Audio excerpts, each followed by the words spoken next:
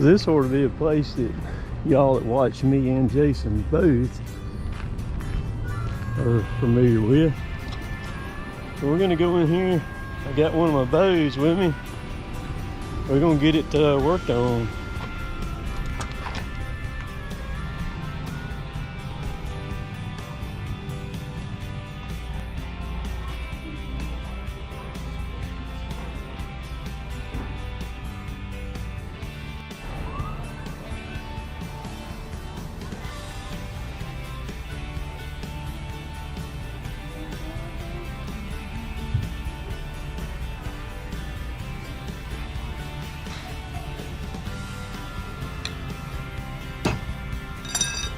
Ready to change this one, so I take this one, put up here, put this one down here. It's got all thread up here, And just re-sandwich it back yeah, together. right. And then you get it tight, and then so those airs are probably not going in this deep. You see how deep it is. So then after you wear front side out, Flip it you roll over. it around. You can't wear it out. They're $107 For each one per sheet. Yeah. Cool. Yep. I mean, we can always upgrade. I mean, you can always get something new. That's right. So give y'all a little history. I'm over here with Slade right now. This is I bought this bow brand new, and it's a 1995 model PSE Baby G. Anybody that's been shooting bows for a long time knows about the Baby G. The first fast bow I ever remember was a Pearson spoiler. Everybody had a spoiler. Yep. And then boy, when the Baby G come out, that was the thing to have. But what I want, I could get a bow. I could buy the Matthews, the V3. V3, yep. The latest and greatest thing.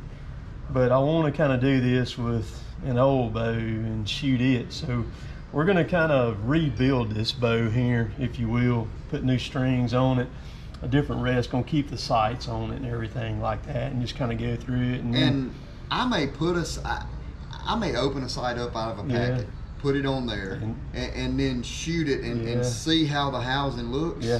And if that does do it, it does do it. So I don't mind putting the money into this one, and then like I said, a week or two, I may turn around and buy one of them other bows, you know, or whatever. But this bow needs that done to it, irregardless, either way. And for you to be shooting it, for sure. That's right. Yeah. That's right. And then, you know, if I wanted to unload it or something, it'd be ready for somebody else or anything. So. How busy have you been, man? Been picking up? Wide open. It's been nonstop. Of course, you know how it is. Kind of when you're a one-man show, it's definitely gets busier, and nothing with the bows goes fast. You know, that's right.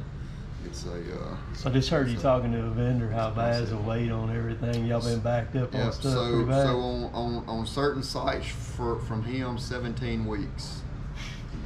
I mean, that's, you know, it's killing you. Yeah, that's like, I'm not really good at math. That's almost 6 months. And 52 weeks in a year. That's right, so, getting close to half a year. Yeah, it's getting close to. I mean, no dove loads. Who would have ever thought that you couldn't walk in a store like Owens Outfitters and just get a case of dove loads? And we're within 2 weeks of dove season opening right now. And you got guys that got a lot of money in dove fields, and they hadn't even thought about it. And I bet you there's been 2 dozen in here today. Hey, I need to grab a case of dove loads on my lunch break. Me too. Me too. Don't have any. Well, we're gonna get her fixed up here, and I have killed a lot of deer with that bow right there. I'm telling you, a bunch of deer. Because back in the day, in the early '90s and on up, all the way up to the early 2000s, I pretty much hunted every day. Bow season, turkey season, I'd leave the woods and I'd go get a tree or something, and I just wore it out, just constantly. That's something Cuz had talked about that we're going to talk about Friday in the podcast. Just the difference in guys your age and my age in the bow hunting we did versus us being in a college town here at Starkville in Mississippi State versus the guys and the kind of hunting they do now, and it is I'm not sure they understand how we hunted back in the day. Big difference. Big difference because hunting was really becoming on the map at that time in the early 90s, Right. late 80s, early 90s, and a lot of that's due to the fact of moss yoke, all the camouflage is advancing and coming out. So he mentioned the podcast. He's gonna be on Cuz's Fistful of Dirt here coming up. He's gonna record it Friday. Yeah, Friday afternoon, Friday. late. Actually, about Friday night, and then they'll wait a few days. Yeah, it'll probably be about 2 weeks down the road. So he'll be on there. That's a good podcast, man. So Those are great people. I'm gonna leave it with you, dude. So my goal is to fix that old baby G up and get her back rolling and shoot an old bow. That's my goal. So let's go back. We're gonna head back to Columbus now. So I'll show y'all what else I got going on today. I was over there with Slade over. I took my bow over there the other day to have it worked on. That was actually a pretty cool deal, going over there with him and messing around over there. And of course y'all seen him in several of Jason's videos, but that's the first time I've ever met him or anything like that. So the dump trailer, I'm actually putting the strobes on it. So I got one there, and on the other side, I think those are 4-inchers is what those are. And then I put 2. There's not a lot of places to, let's see, I can get it, there it is right there. There's not a lot of places to be able to mount them on the back there, but I got it done. So all I gotta do now is just wire it up.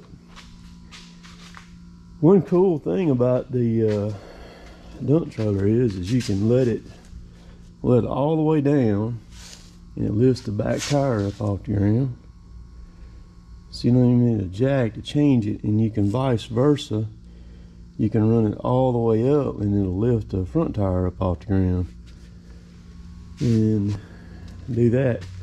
But see, they're talking about some severe weather coming in here today, this evening, and so we might have some storms here shortly, and that might generate a bunch of work. I did get a call just a second ago about a water line that's right up the road here from me. A guy's got some chicken houses up there, big production type chicken houses, and he needs a water line run, a few hundred feet of that.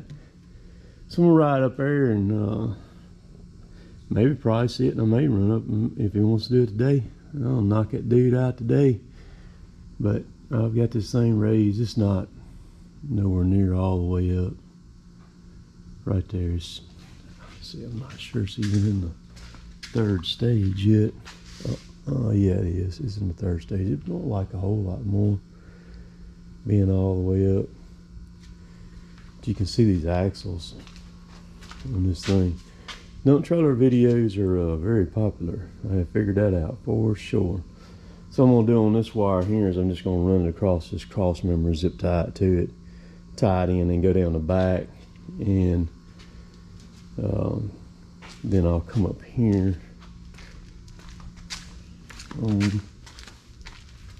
We'll put the switch to turn it on and off right here. I'll probably just bore that a little bit wider right there, a little bit more to get that on there. So I got it plugged into the charger there. She's charged up. But yeah, this thing is gonna work well. Work well for me. I'm gonna look up on Amazon and get me a tire cover for that tire right there. To put on it. The only thing about this thing I've noticed is very critical on how level it sits, because if you're off level just a little bit, it'll lift either it'll get the front tire or the back tire on it a little bit light. Then when you go to stop, you got to really back off the brakes, because it's really easy to slide the tires. I like the pin through tongue there, but there's too much. There's a good bit between there and there. They'll throw it out. So that right there, where it's sitting right now, the nose of the trailer is just a little bit high, which is good when it's loaded, because when you load it, it'll set level. But also it's a little tricky when it's empty. So you gotta kind of be careful with that. Like I said, you just gotta be mindful to back your brakes off on it. But I'm gonna go up there and put this video together and get it up, and get in here and look at this water line job, measure it real quick, and make sure he's on the same page as far as the length goes and all that. So that's what I'm gonna be doing today, and wait on the storm to get here. And when we get some bad weather, we'll roll with it. And here's what we'll do. So y'all have a great Saturday, this weekend. We'll catch y'all later. If you need some tree work, my email's right down below, or you can look back in the videos. The number to call is 662-889-3201, and just call that if you got some tree work. See y'all later, taters.